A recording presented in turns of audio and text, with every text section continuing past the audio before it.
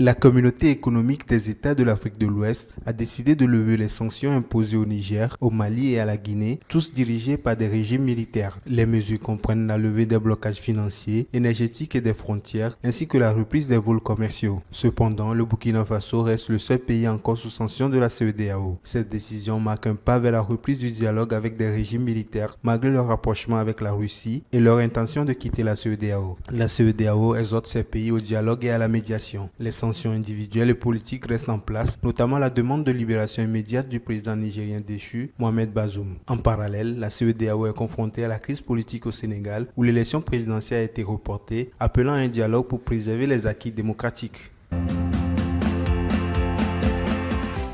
La troisième édition des Togo Digital Awards a consacré 21 lauréats dans 7 catégories différentes et 4 prix spéciaux honorant l'excellence dans le domaine numérique. La cérémonie de remise des prix qui s'est déroulée ce samedi 24 février 2024 à l'hôtel de février en présence de personnalités du secteur digital et de représentants gouvernementaux et internationaux, à l'instar de Madame le ministre de l'économie numérique et de la transformation digitale Sina Lawson, de l'ambassadeur de l'Union européenne au Togo Joaquin Tasso, pour n'en citer que cela. Cette cérémonie a récompensé des projets innovants tels que Microfinance Pro, Miabe Campus et Miachu Togo. Des figures comme Lionel Aluka et Akuro Stiebi ont été distinguées, mettant en lumière le dynamisme de l'écosystème digital togolais. Les États-Unis et l'Allemagne ont initié le mécanisme de stabilité des États côtiers au Togo en soutien au programme d'urgence pour la région des savanes. Ce partenariat vise à renforcer la présence de l'État et la résilience des communautés dans les zones reculées pour prévenir les conflits et l'insécurité. La collaboration entre le MSEC et PURS et d'autres acteurs tels que la Banque mondiale et la BOAD promet une réponse plus efficace aux défis de la région.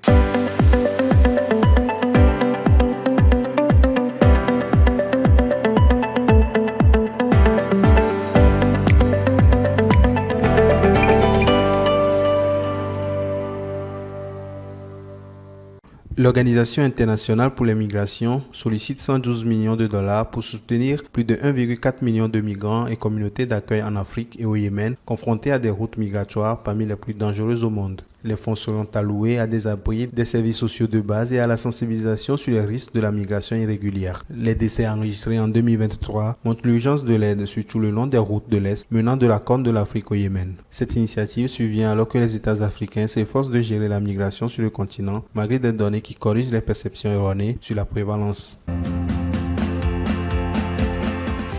Le gouvernement burkinabé lance le projet de résilience et de la compétitivité de l'élevage d'une valeur de 200 millions de dollars. Ce projet vise à renforcer le secteur de l'élevage à travers le pays en mettant l'accent sur le développement des chaînes de valeur et l'amélioration de la productivité dans les filières laitières, avicoles et de viande, avec pour objectif d'adopter des bonnes pratiques d'élevage et d'augmenter la productivité dans les élevages bovins, ovins et caprins. Ce projet s'étendra de 2024 à 2030 dans les 13 régions du pays.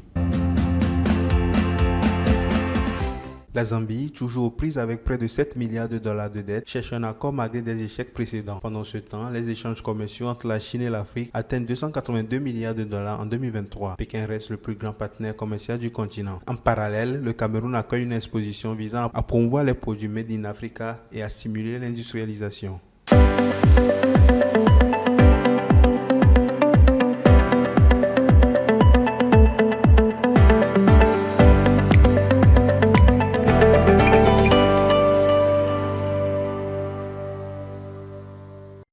Selon une note de l'Office togolais des recettes, seules les marchandises en transit vers le Burkina Faso, le Mali ou le Niger et débarquées au port de Lomé bénéficieront de la suspension de la redevance statistique. Cette mesure vise à encourager le passage par le Togo et à décourager l'utilisation des ports voisins pour le transit vers ces pays de l'Alliance des États du Sahel. Avec la fermeture de la frontière entre le Bénin et le Niger, le corridor Ouaga-Niamey-Bamako devient crucial, renforçant ainsi l'importance du port de Lomé. En réponse aux défis sécuritaires et économiques régionaux, Lomé s'efforce de rendre le passage plus économique pour les opérateurs dans un contexte marqué par des tensions entre l'AES et la CEDEAO.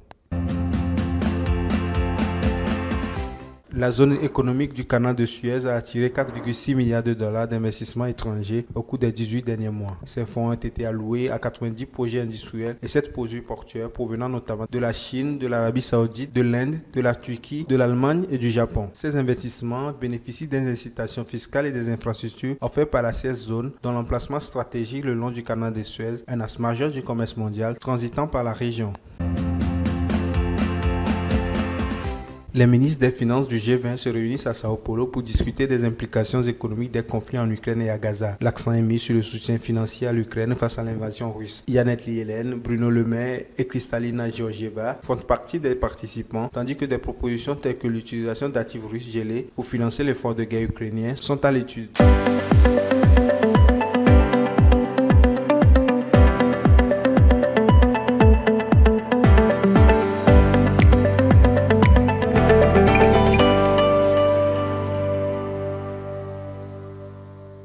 Expertise France va financer des initiatives visant à lutter contre la stigmatisation et la discrimination liée au VIH dans 6 pays africains, dont le Togo. Avec un budget de 1,9 million d'euros, cet accord vise à garantir l'accès à des services VIH inclusifs et respectueux des droits de l'homme pour les populations clés telles que les jeunes femmes et les adolescentes. Ce financement, facilité par l'initiative complémentaire du Fonds mondial contre le sida, la tuberculose et le paludisme, contribuera à réduire les inégalités en matière de soins et de traitement pour les populations les plus vulnérables au VIH en Afrique de l'Ouest et du Centre. En outre, cette initiative vise à progresser vers l'élimination du sida d'ici 2030 en protégeant les droits de chacun et chacune. Au Togo, une réduction significative des nouvelles infections a été constatée sur la période 2010-2022 selon le Conseil national de lutte contre le sida.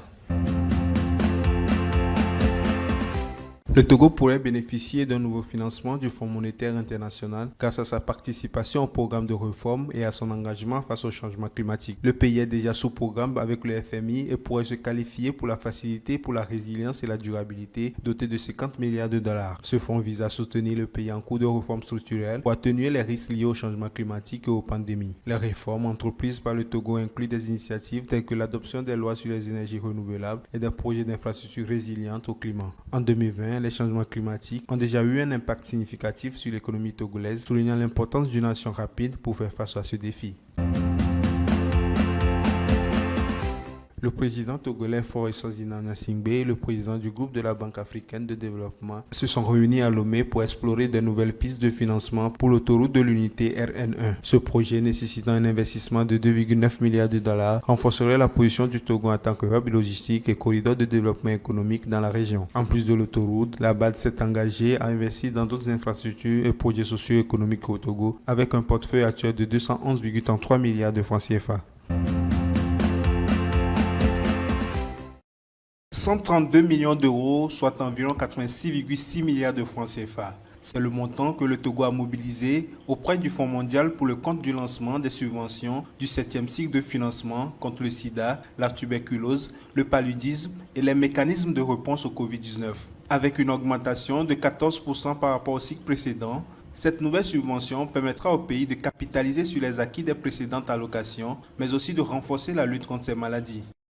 La tenue de cet important atelier devra permettre aux différents acteurs non seulement d'avoir une compréhension commune des activités des trois subventions dont nous bénéficions ainsi que de la subvention C19RM, mais également de clarifier les rôles et les responsabilités de chaque acteur. En effet, ces dernières années, le Togo a réalisé des avancées notables dans le domaine sanitaire en éliminant plusieurs maladies rares et en améliorant son plateau technique, notamment la construction d'un hôpital de référence. Des prouesses dont se félicitent les exécutifs togolais. Nous avons réussi à relever les défis de la gouvernance, notamment en ce qui concerne l'absorption des ressources et leur utilisation efficiente. Ce sont des performances encourageantes qui démontrent notre détermination commune à améliorer nos systèmes de santé pour plus d'inclusion et pour le bien-être collectif. Malgré ces efforts, le Togo reste encore confronté à une prévalence des maladies transmissibles, notamment le VIH, le paludisme et la tuberculose. Les acteurs en première ligne sont conscients des enjeux et des défis que représentent ces maladies. Alors que nous ouvrons pour mettre fin au VIH, à la tuberculose, au paludisme, je tiens ici à réaffirmer l'engagement du Fonds mondial à soutenir les priorités du gouvernement togolais relatives à la stratégie du secteur de la santé pour lutter contre les trois maladies, mais également pour construire des systèmes de santé résilients et se préparer contre les pandémies émergentes. Couvrant la période 2024-2026, ces nouvelles subventions dont bénéficie le Togo impliquent aussi des obligations de résultats.